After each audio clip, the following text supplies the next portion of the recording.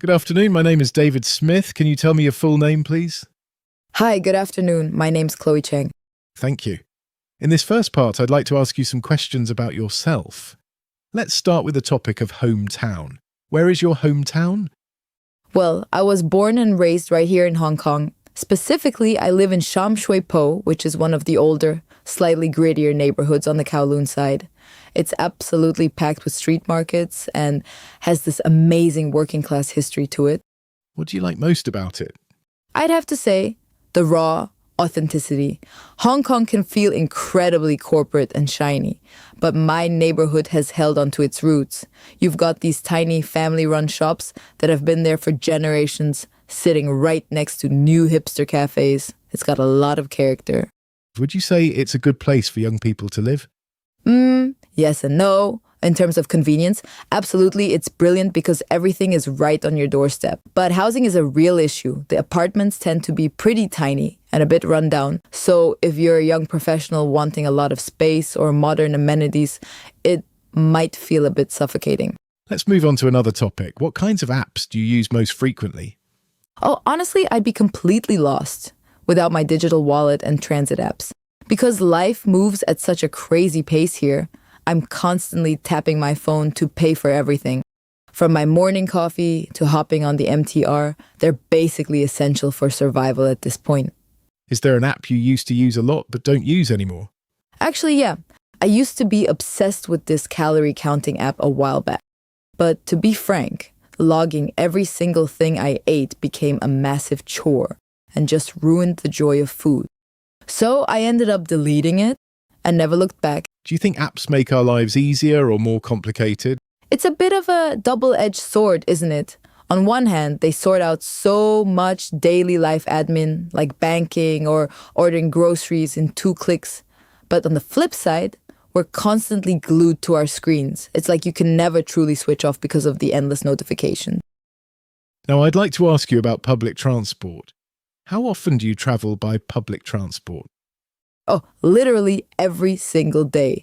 I don't drive at all, so I rely completely on the MTR network to get to work, and then I'll use the buses or the occasional Star Ferry on the weekends. What are the advantages of using public transport compared to driving? Well, in a city as packed as Hong Kong, driving is just a massive headache. Public transport is incredibly punctual and cheap. Plus, it helps you avoid rush hour traffic and the challenge of finding parking, which can be both difficult and expensive in Hong Kong. How could public transport in your area be improved? To be fair, our system is pretty world-class already. But if I had to pick something, the trains can get incredibly crowded during rush hour. Maybe if the government offered bigger discounts for off-peak travel, it would encourage people to spread out their commute times a bit more. Let's talk about how you spend your free time. How do you typically spend your weekends? I usually try to do something completely different from my desk job.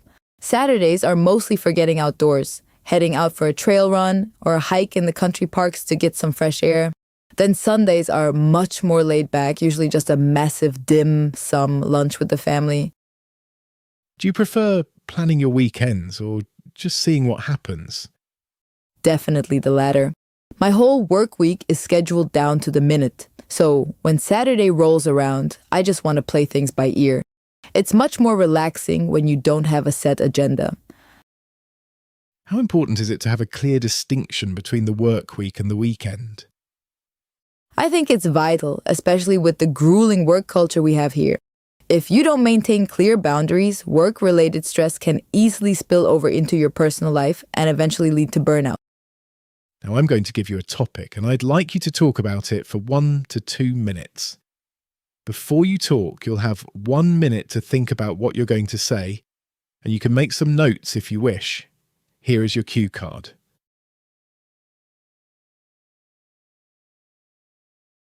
All right, remember, you have 1 to 2 minutes for this, so don't worry if I stop you. I'll tell you when the time is up. Please start speaking now. Right, so I'm going to talk about a place called Tai Long Wan. It's tucked away on the far eastern coast of the Sai Kung Peninsula, here in Hong Kong. I last went there around November of last year. It was right around the time the brutal summer humidity finally broke, so the weather was absolutely perfect for being outdoors.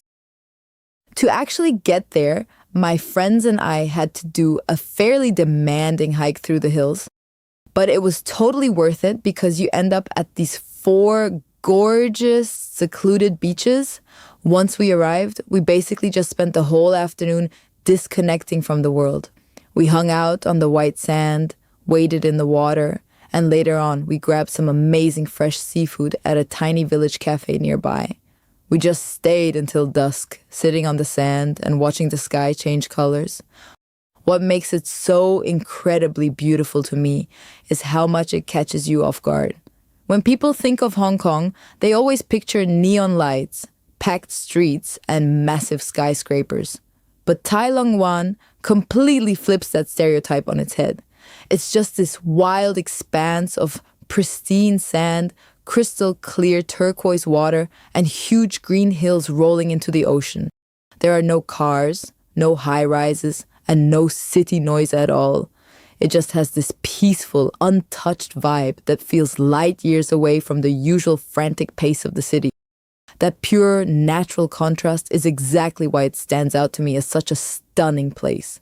Thank you. Do you think you will go back there again in the future? Oh, definitely. It's my absolute go-to spot whenever I need to escape the chaos of the city and just clear my head. We've been talking about a beautiful place you visited, and I'd like to discuss some more general questions related to this topic. Let's consider first the idea of tourism and natural environments. Why do you think people are so drawn to natural landscapes when choosing a holiday destination? I reckon it's mostly a psychological escape from modern city life. Most of us spend our days trapped in these high-rise buildings, dealing with noise, pollution, and the constant buzz of our phones. Going somewhere remote or natural is the ultimate antidote to that. It gives you the space to breathe, slow down, and just clear your mind in a way that you simply can't do in an urban environment. It's basically a mental reset. But tourism can often damage these fragile ecosystems. Do you think governments should restrict the number of visitors to beautiful natural areas? Yeah, I think they absolutely have to. When visitor numbers become excessive, natural areas can come under considerable pressure and may gradually deteriorate.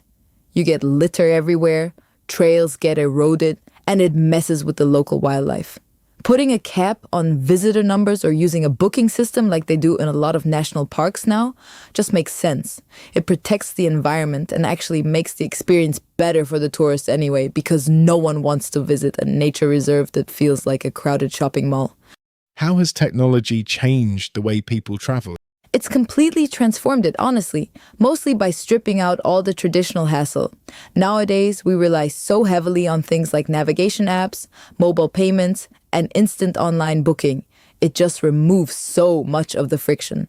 For instance, when you're out and about here in Hong Kong, you can manage your entire day right from your phone. So getting around feels completely seamless. But at the same time, it's definitely shifted our expectations. People now expect instant information and perfectly smooth experiences wherever they go, which wasn't really the case a decade ago. So overall, it's made travel incredibly efficient, but we've also become massively dependent on it. Let's shift our focus to beauty in architecture and cities. What makes a city or a building beautiful to people today? I think nowadays people appreciate functionality and sustainability way more than just fancy decorations. In the past, architectural beauty was all about how grand or ornate a building was, like old temples or cathedrals. But today we tend to find beauty in clever design, buildings that bring in tons of natural light, incorporate greenery, and complement their surroundings rather than appearing out of place. Some people argue that modern cities all look identical because of global architectural trends. Do you agree with this viewpoint? I can definitely see why people say that. Globalization has meant that corporate districts all over the world use the exact same steel and glass skyscraper designs. If you stand in the financial heart of Hong Kong, London, or Singapore, they can feel pretty identical, which is a bit of a shame. That said, I don't think local identity is completely dead. A lot of modern architects are trying to fight that trend by intentionally weaving local history, cultural symbols, or traditional materials into their blueprints to give the buildings a genuine sense of place. Thank you very much. That is the end of the speaking test.